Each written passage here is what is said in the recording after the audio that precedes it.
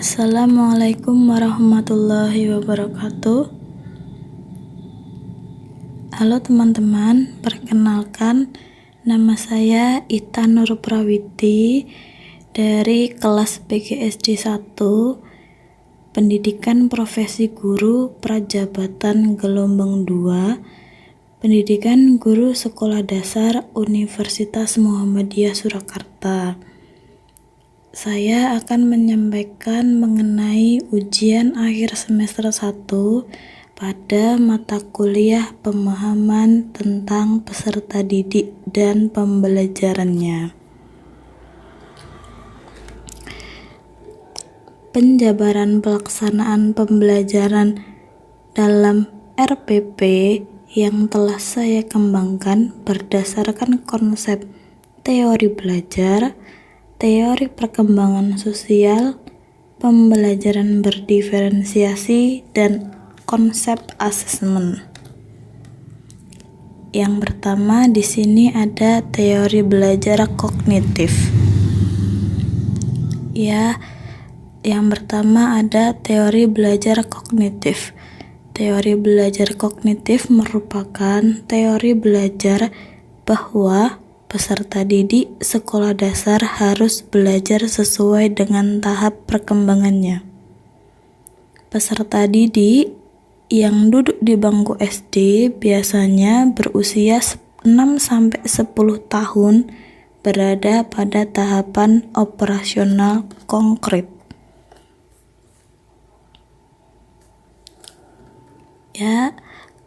Teori belajar kognitif, kegiatan dalam RPP yang menunjukkan implementasi teori belajar kognitif diantaranya.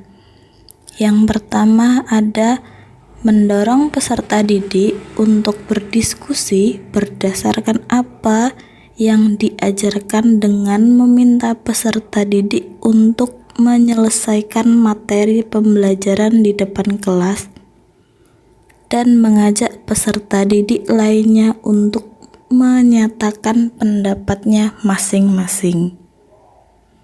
Yang kedua, ada membantu peserta didik menemukan solusi baru untuk suatu permasalahan guna mengembangkan cara berpikir kritis peserta didik tersebut.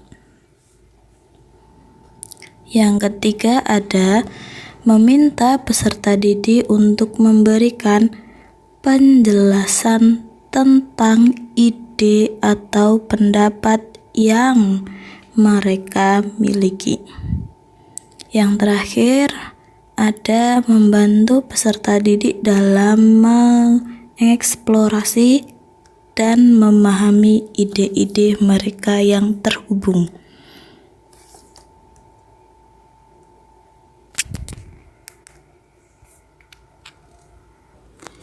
Pada teori belajar kognitif sudah saya tampilkan yang terdapat di RPP saya, itu peserta didik bersama guru melakukan apresiasi. Karena teori belajar kognitif dengan menghubungkan pengetahuan awal peserta didik dengan pengetahuan yang baru. Kemudian ada teori belajar konstruktivisme, yaitu teori belajar ini untuk membantu peserta didik untuk menemukan hal-hal yang baru. Berdasarkan teori belajar konstruktivisme memberikan peluang kepada peserta didik untuk menemukan dan membangun sendiri pengetahuannya. Nah, di sini dapat diterapkan bahwa teori belajar konstruktivisme dalam sintaks 1 dengan kegiatan peserta didik diberikan pertanyaan-pertanyaan pemantik oleh guru. Dan di situ peserta didik diminta untuk menjawab dan memberikan pendapat mengenai pertanyaan pemantik tersebut. Selanjutnya ada teori belajar behavioristik.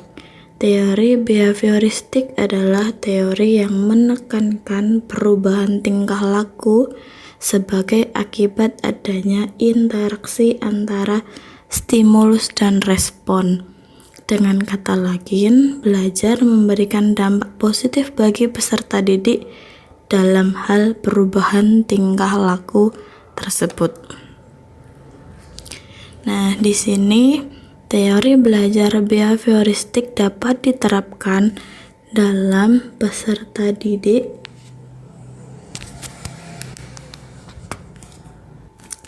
Teori belajar behavioristik dapat diterapkan pada kegiatan peserta didik diberikan apresiasi atas jawaban yang telah mereka sampaikan.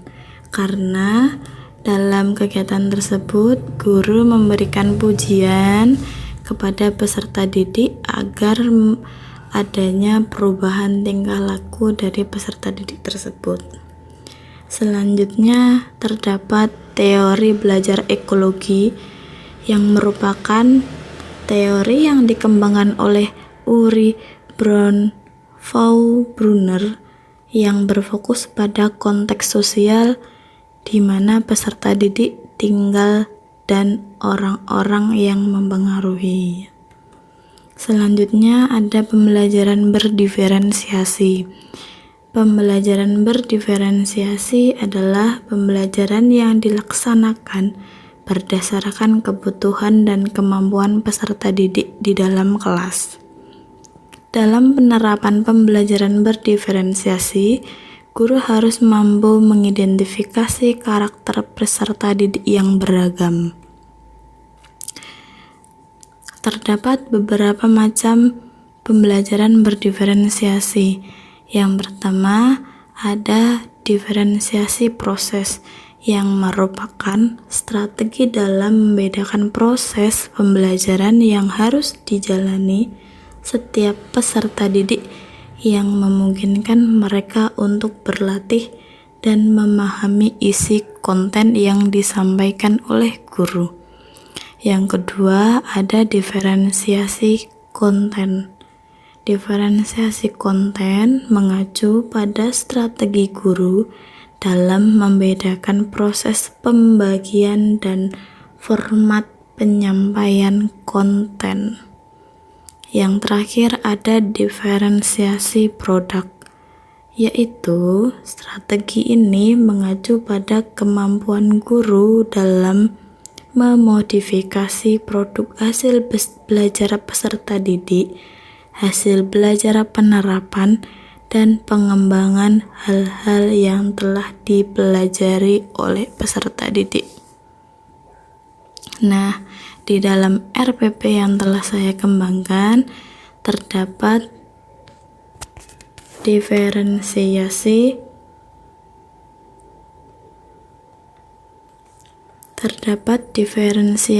proses, yaitu peserta didik dibentuk menjadi 2 kelompok berdasarkan gaya belajar peserta didik tersebut.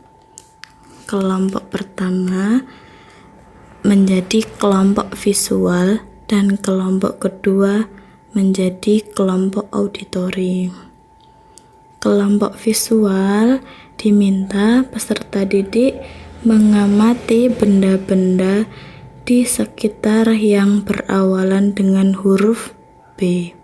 Sedangkan kelompok auditori merupakan peserta didik yang menyimak video yang telah ditayangkan oleh guru yang berupa dengan nama-nama hewan yang berawalan dengan huruf B.